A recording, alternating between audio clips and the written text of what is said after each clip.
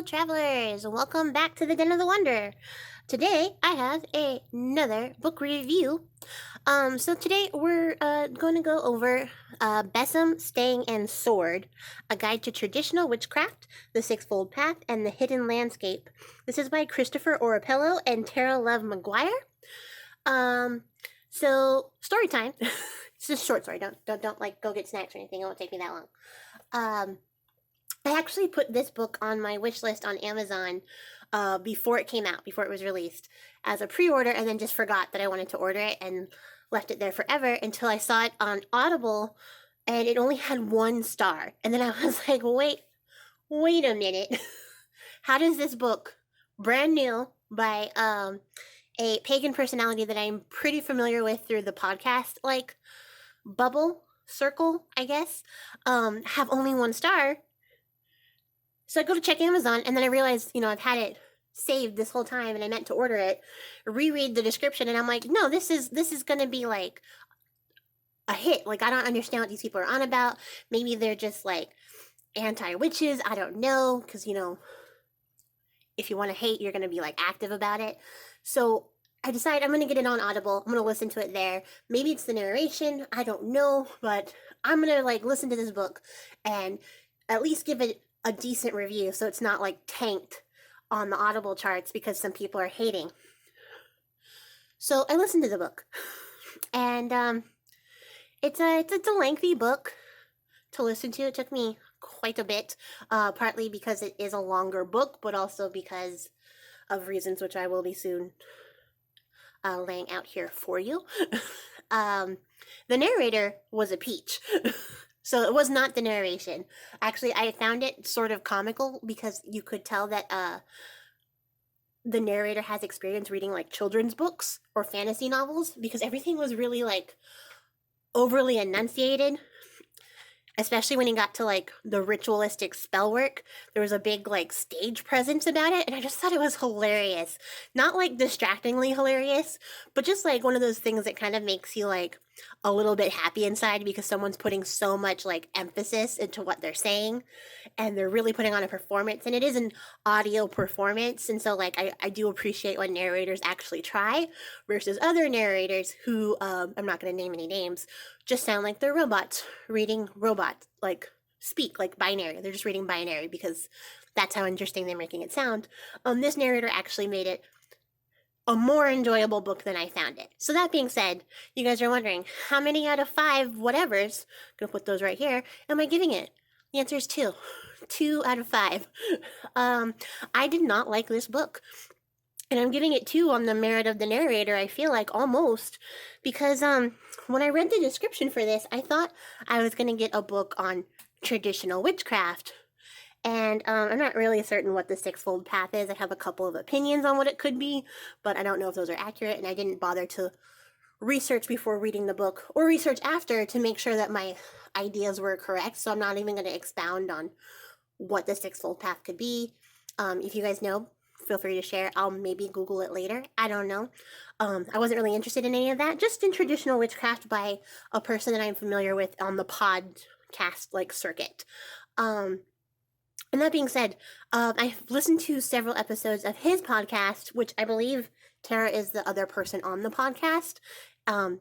Not 100% on that. She might be, like, a guest sometimes. I'm not, like, really certain.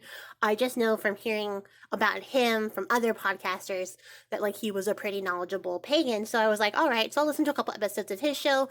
It wasn't exactly the kind of like, podcast I typically enjoy listening to, so I just kind of listened to a couple, was like, all right, I think I got a good idea of what I'm getting into, and then jumped into this, and then when I jumped into this, I felt like I was, like, getting 2 completely disparate people. This book is not about traditional witchcraft, and I will tell you, that was probably the most disappointing thing.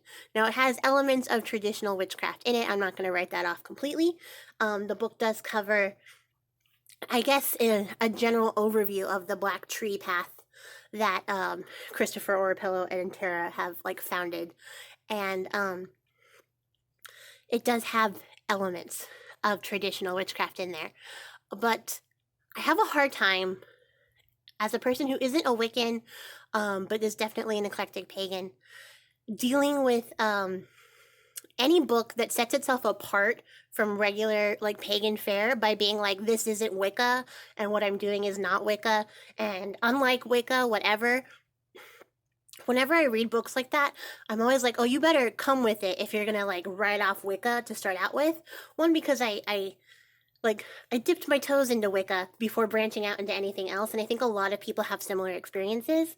But also, I don't think you need to like dump on one religion to be like, this is why my thing is more valid. There's a lot of Wiccans, a lot of my friends are Wiccan, and I don't see anything wrong with their spiritual practices or like things that need to be corrected. There's no reason for us as pagans, like a pagan community, to be like, well, unlike this flowery, feathery, fluffy stuff over here, we're like the real witches doing the real work. That's not a thing. That's something that you made up to make yourself feel more superior. So whenever I see that kind of stuff in a book, it's already kind of like a bit of a detraction for what I'm reading overall. And that's how this book starts out. It starts out really hard, like, this is not Wicca, blah, blah, blah, blah, blah. And then with the very first, like, chapter, well, like, let me fix this, because it's not traditional witchcraft. I'm going to fix it by giving it a new title. It is now The Book of Black Tree Wicca, because that's exactly what it is. And I found it to be insanely infuriating. Since they made such a point to differentiate themselves from Wicca. Like, had they not made such a hard stance, like, we're not Wicca, I probably would have been like, okay, whatever, this book is whatever, it's just someone explaining their spiritual path to me. But because they did, I was like super keyed into any similarities between what they were saying and Wicca. And like, this book is all kinds of nuts, you guys. I don't even know where to begin. I guess they start out by telling you about Satan and how, like, he's been misrepresented, but they don't really explain the mythology that they're coming from outside of the fact that, like, Pan and Satan have been conflated and then co-opted to be this single figurehead of, like, villainy, but now they're being, like, they're reclaiming Satan as like the god aspect of their religion. But it also has a goddess figure, which in traditional Wicca is a god and a goddess, a lord and a lady. That's very standard. So when they said that they were using Satan as god and also having their like archetypal witch dark goddess figure hand in hand, I was like, okay, all right, sure. And then it goes down into calling the quarters. They have a whole explanation on that and why they call their quarters from different directional or different cardinal points than what you might traditionally pick up. And I found that to be interesting, and it was probably the part of the book I was the most interested in, because they kind of like aligned it by what made logical sense. Like, earth is south because it is down on the ground, and north is air because it's up in the air. And I was like, okay, like, that's interesting to me, and I would have liked to have seen more stuff like that in the book, but it wasn't so much like that. And because you're calling the quarters using directions, whatever directions you're using, I was like, okay, so we're back into Wicca again. And it just, there was a lot of things like that where they didn't deviate from that enough. And then on top of that, they were explaining all about this Black Tree path, which is their path, which is cool. I wish the book had been called, Black Tree Witchcraft. I might have been like, okay, I understand, and not just, here's an explanation of traditional witchcraft, because it sort of seems like a flyer for their coven. Like, this whole book is like, here's all the cool stuff our coven does, come join it. Even though it's not what they say, but that's just how it came across. And I found that to also be a little irksome. Moving into the rest of the book, there wasn't a lot of substance once they got past, like, here's how the circles are set up, and here's some traditional things we do, like, we work with ancestors, and we have a circle for ancestors, and here's the rite for ancestor work. And it was all pretty, like, standard. And then they get into the later half of the book that has, like, more of the practical workings. There was not a lot of workings. When they got to, like, a whole section on herbs, there was a whole chapter, like 40 minutes on herbs. 35 of those minutes, in the audiobook version, were all about baneful herbs, which if you're just going to title your section herbs, you might think that they would spend like equal time, maybe at least, on both kinds. They didn't. There wasn't even an overview of typical herbs in that section, which I found interesting because in the later chapters, when they're doing spell work, they don't actually refer to a lot of those baneful herbs. I think one comes up later on, maybe two.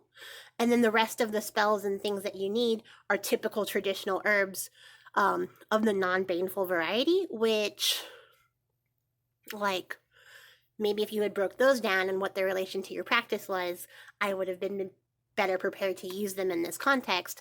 Not that I don't know what they are or what their correspondences might be, just that in the context of this book, I didn't understand why we spent 35 minutes learning about baneful herbs. It was a really interesting science lesson. It didn't add anything to the book. The whole chapter could have been tossed. There was, I guess, the later chapters have to do with like working with the dead, ancestor work, hedge witchery, just general spell casting and things like that. But they were all kind of like brief overviews. Like somebody was like, here's a bunch of cool points like that are like witchcraft. Try these eventually. Here's this really quick blurb as opposed to like an in-depth explanation or how they relate to what we're doing, other than like, this is what we do in our practice. So once again, I felt like it was more of an advertisement, like here's a little taste of what's going on here, not exactly an explanation. And since there are entire books dedicated to each of these subjects, I was like, wait, are you really going to explain all of hedge witchery to me in 30 minutes? Because I'm not really sure if that's going to work. And it didn't. They didn't explain all of it to me, and I kind of, I walked away with the same amount of information I went walking in, and that's not generally what I enjoy about reading. Especially these kind of books, I want to learn something, and I did not, and that was disappointing to me. And the whole thing just seemed like a bunch of disparate ideas in the latter half of the book to sort of tie into like how their Wicca wasn't Wicca, because it was like darker and edgier, and they did different things. And I just don't I don't subscribe to that belief, and I don't think that it really added anything or gave any like weight to what they were trying to say.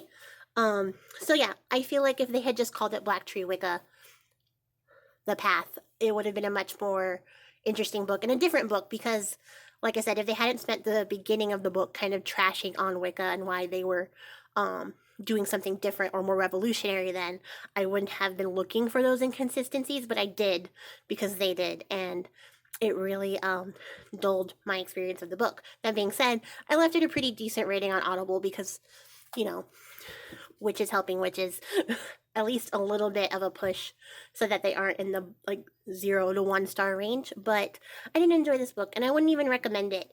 Not even as like a here's a different spiritual path you could approach if you were interested in something that was like Wicca but not.